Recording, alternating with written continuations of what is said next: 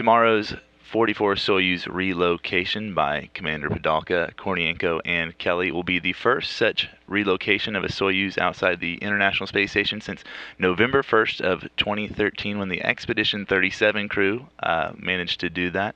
They relocated their Soyuz from the Razvet module to the Zvezda. And that crew, Commander Fyodor Yurchikhin and NASA astronaut Karen Nyberg, and Luca Parmitano, ESA astronaut. And you did this almost 2 years ago now. So what do you remember from this relocation? Well, I remember everything because it's very interesting. It's a very interesting operation for which we train a lot.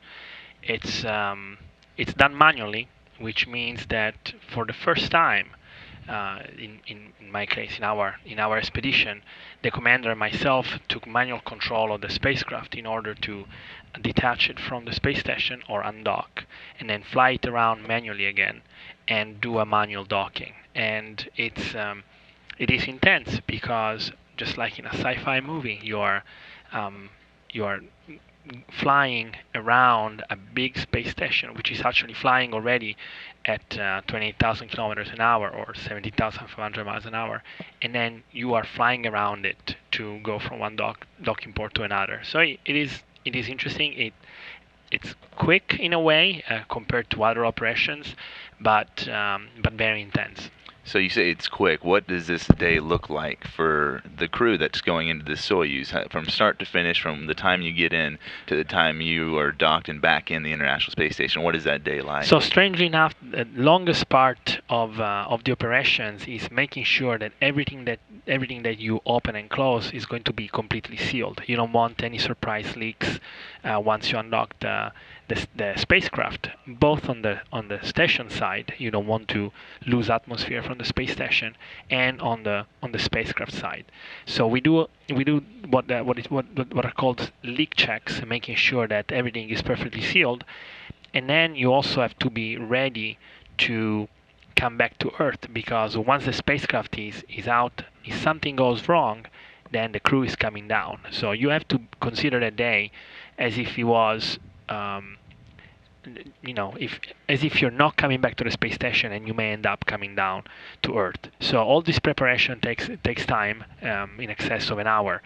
Then after you undock, the actual fly around is probably only between 15 and 20 minutes. It depends on the commander's technique, or the pilot's technique, really. And then the docking phase is another 5 minutes or so. Once you're docked, everything goes back to the same operations that you do on the very first time you dock.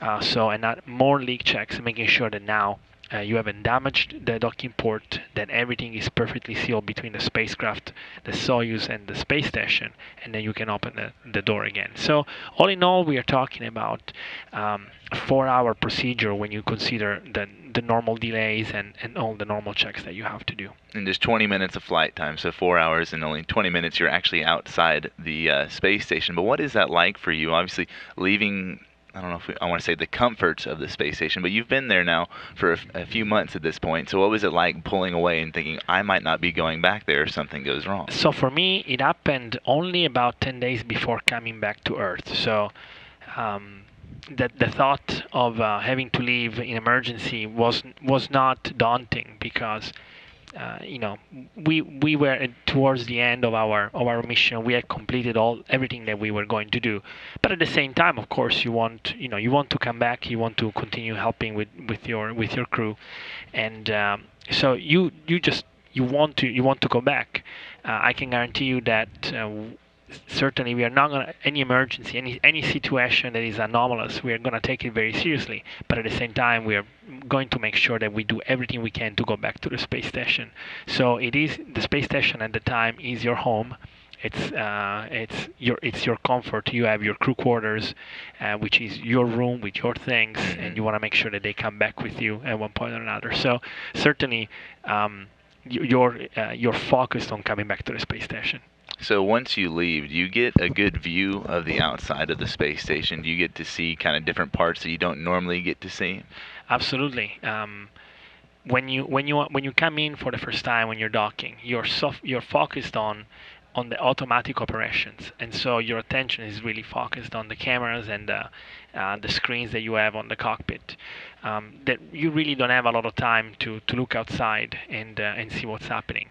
And you come in straight for your docking port, so you don't do a fly around of the space station. You see the structure, and you see the direction that you're coming in, and you go straight for your docking port.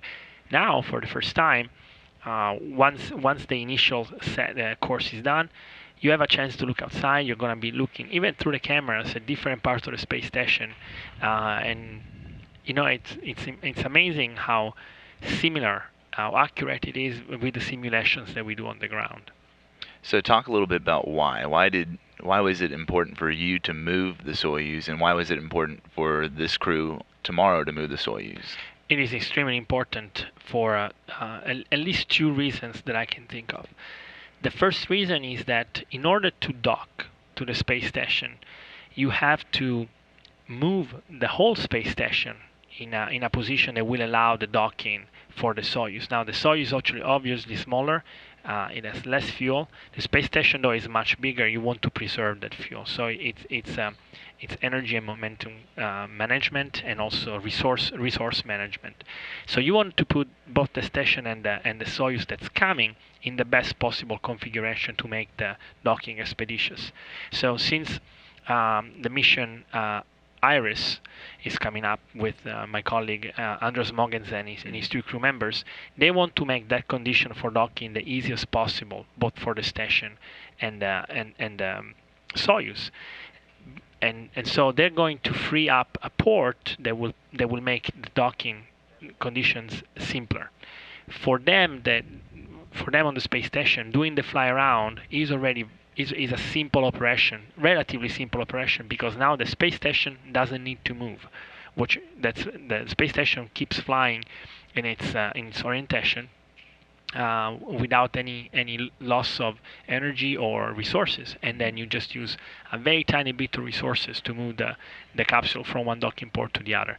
And when I say a tiny bit of resources, we are trained to do a docking using less than 10 kilograms of fuel. Oh, wow. Well, Luca, thank you so much for joining us to talk about the relocation of the Soyuz. Once again, this was Luca Parmitano, an ESA astronaut who was on the last relocation mission back in November of 2013. Thank you, Luca. Thank you very much.